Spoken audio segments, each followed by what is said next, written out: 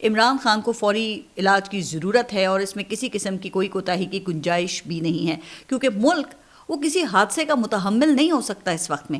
اب میرا یہ خیال ہے کہ اس وقت ملک جن حالات کا شکار ہے، یہ اسٹیل میٹ کسی کے مفاد میں نہیں ہے۔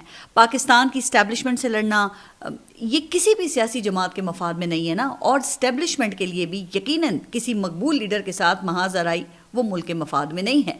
اس کا نتیجہ آج ہم یہ دیکھ رہے ہیں کہ تمام خارجہ پالیسی اور دفاعی کامیابیوں کے باوجود ابھی تک پاکستان میں نہ کوئی سرمایہ کاری آ سکی ہے اور نہ ہی کوئی بڑی معاشی کامیابی ہمیں حاصل ہو سکی ہے۔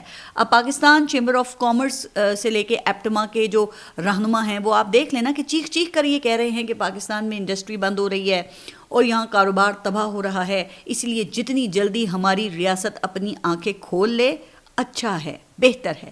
بہرحال مجھے لگتا ہے کہ اگلے چند ہفتوں میں یا اگلے چند ماہ میں عمران خان کی رہائی کا امکان بھی پیدا ہو سکتا ہے۔ تو اب دیکھنا یہ ہے کہ اس کے لیے فضا کس طرح پھر بنائی جاتی ہے، کیونکہ جناب ریاست اور سیاست چاہے تو سب کچھ ممکن ہے۔ یہاں اچانک پلیٹلیٹس اس حد تک گر جاتے ہیں کہ جان کا خطرہ پیدا ہو جاتا ہے۔ اب 8 ہفتوں کی آپ نے دیکھا تھا نا کہ وہ ضمانت مل جاتی ہے، بیرون ملک روانگی ہو جاتی ہے اور پھر شان کے ساتھ کلین چٹ لے کر واپسی ہوتی ہے۔ لیکن اب ظاہر ہے کہ حکومت تو ان خبروں کی تردید ہی کرے گی۔ ویسے کیا خیال ہے کہ اس قسم کی پیش رفت تو موجودہ حکومت کے لیے ڈیتھ وارنٹ ہی ہوگی؟ عمران خان کی اسٹیبلشمنٹ سے لڑائی ہی موجودہ حکومت کے لیے آکسیجن ہے۔ اچھا، اب رانا ثناء اللہ یہ فرماتے ہیں کہ پاکستان تحریک انصاف میں عملی طور پہ -1 ہو گیا ہے، پی ٹی آئی نے عمران خان کی سیاست کو ترک کر دیا ہے، پی ٹی آئی کی 8 فروری کی کال وہ بری طرح سے ناکام ہو گئی ہے۔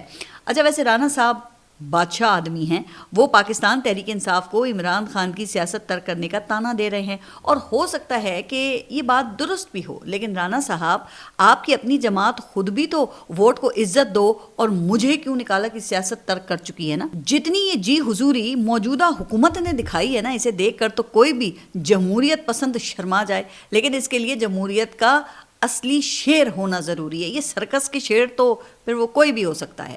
وہ ایک مشہور واقعہ ہے نا کہ کسی مشاعرے میں ایک نئے نویلے شاعر اپنا بے وزن کلام پڑھ رہے تھے۔ اکثر شعراء آداب محفل کو ملحوظ خاطر رکھتے ہوئے خاموش تھے، لیکن جوش ملی آبادی وہ پورے جوش و خروش سے ایک ایک مصرے پر داد و تحسین کی بارش فرما رہے تھے، واہ واہ کیے جا رہے تھے۔ ساتھ ہی بیٹھے ایک شاعر نے ان سے پوچھا کہ قبلہ یہ آپ کیا کر رہے ہیں؟ جوش صاحب نے بہت سنجیدگی سے جواب دیا، دکھائی نہیں دیتا، منافقت کر رہا ہوں، اور اس کے ساتھ ہی وہ پھر واہ واہ اور مکرر کہنے میں مگن ہو گئے۔ تو جناب رانا ثناء اللہ صاحب، آپ کی اپنی جماعت بھی تو یہ منافقت ہی کر رہی ہے نا۔ آپ کو تو یہ بھی علم نہیں ہے کہ محسن نقوی اور فیصل وافدہ آپ کی جماعت میں نہ ہوتے ہوئے بھی آپ کے ووٹوں سے سینیٹرز یہ کیسے بن جاتے ہیں؟ محسن نقوی وفاقی وزیر داخلہ کیسے بن جاتے ہیں؟ چونکہ آپ خود فرماتے ہیں نا کہ محسن نقوی کی بڑی مہربانی ہے کہ انہوں نے وزیر داخلہ بننا پسند کیا، ورنہ اگر وہ چاہتے تو وزیر اعظم بھی بن سکتے تھے۔